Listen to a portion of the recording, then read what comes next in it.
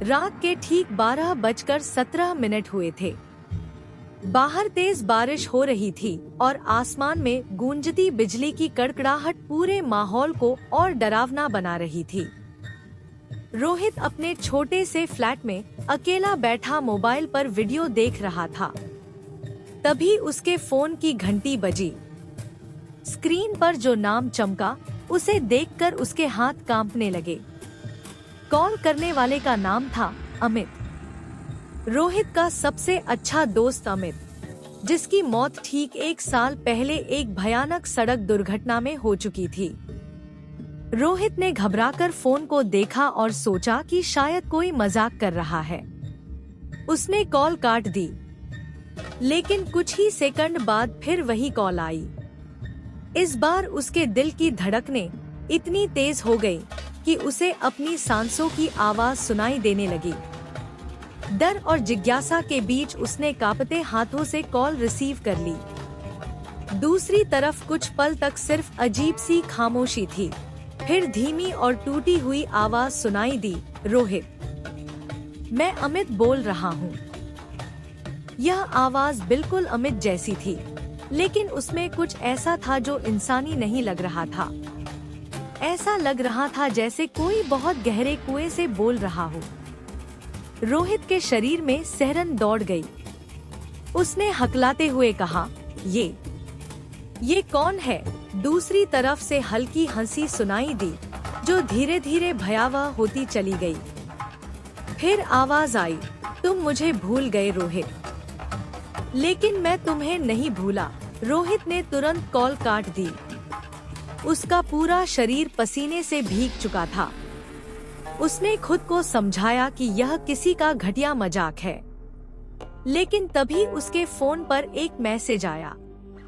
उसमें सिर्फ एक लाइन लिखी थी, मैं तुम्हारे दरवाजे के बाहर खड़ा हूँ। रोहित का गला सूख गया। उसने धीरे धीरे दरवाजे की ओर देखा। बाहर से किसी के पैरों के घिसटने जैसी आवाज आ रही थी। हिम्मत जुटाकर उसने दरवाजे के नीचे बनी छोटी सी दरार से बाहर झांका। उसे सिर्फ 2 गीले और कीचड़ से सने पैर दिखाई दिए। उसका दिल जैसे रुक गया। वह डरकर पीछे हट गया। अचानक फोन फिर बजा। इस बार उसने कांपते हुए कॉल उठाई। दूसरी तरफ वही आवाज थी, दरवाजा क्यों नहीं खोल रहे दोस्त? रोहित चीख पड़ा, तू अमित नहीं हो सकता। अमित मर चुका है। कुछ सेकंड की खामोशी के बाद आवाज और भारी हो गई। हाँ रोहित, मैं मर चुका हूँ, लेकिन मुझे याद है कि मैं कैसे मरा था। रोहित की आंखें फैल गईं। दुर्घटना वाली रात उसे याद आने लगी।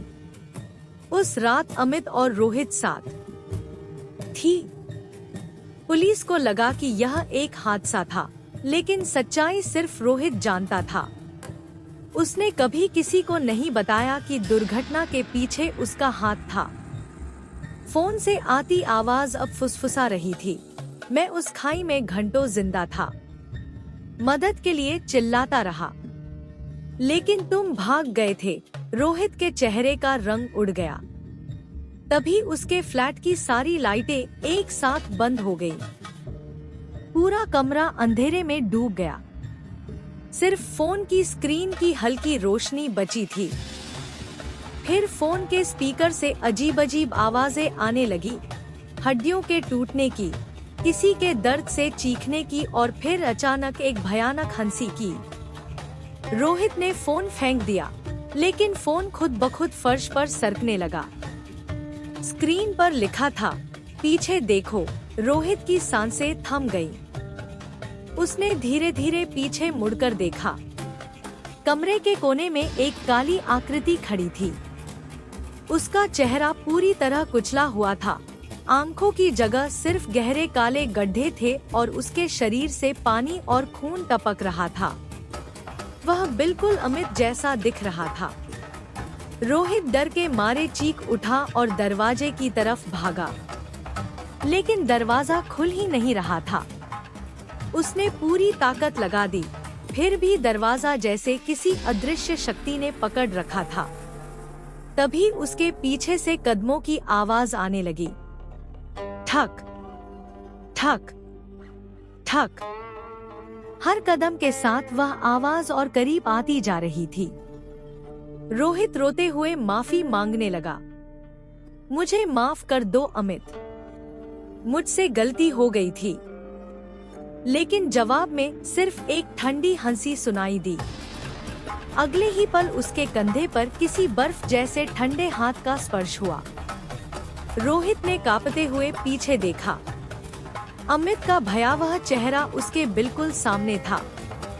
उसकी टूटी हुई गर्दन अजीब कोण पर मुड़ी हुई थी और उसके होठों से खून बह रहा था। उसने फुसफुसाकर कहा, अब तुम्हारी बारी है। उसी क्षण पूरे फ्लैट में रोहित की दिल दहला देने वाली चीख गूंज उठी। अगले दिन पड़ोसियों ने पुलिस को बुलाया। जब पुलिस दरवाजा तोड़कर अंदर गई तो रोहित की लाश कमरे के बीचों बीच पड़ी थी। उसके चेहरे पर ऐसा खौफ था मानो उसने मौत से भी ज्यादा डरावनी चीज देख ली हो। लेकिन सबसे अजीब बात यह थी कि उसके मोबाइल की कॉल हिस्ट्री में रात 12:17 पर 1 घंटे लंबी कॉल दर्ज थी। कॉल करने वाले का नाम था अमित और जांच में पता चला कि वह नंबर 1 साल पहले ही बंद हो चुका था, ठीक उसी दिन जिस दिन अमित की